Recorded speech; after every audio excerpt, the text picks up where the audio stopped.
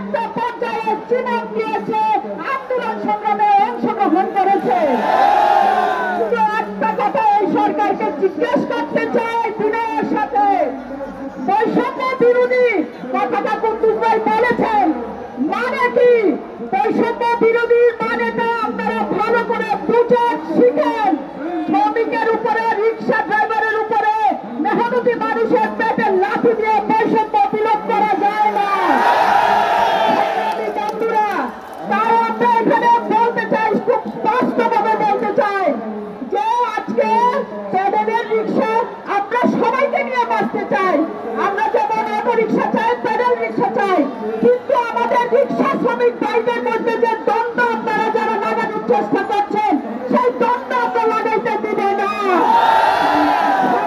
বন্ধুরা, আপনারা জানেন যে আজকে প্যাডেল চালিত, প্যাডেলে চালায়া, রিক্সা চালায়া কি কষ্টটা হয় শ্রমিকের।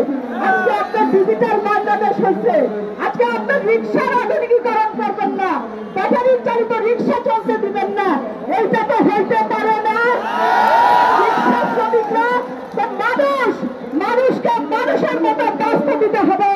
তাই আজকে যে অন্যায় আমাদের রিক্সা শ্রমিকদের উপরে করা হয়েছে, আমাদের ব্যাটারি চালিত রিক্সার উপরে করা হয়েছে, আমরা শুনেছি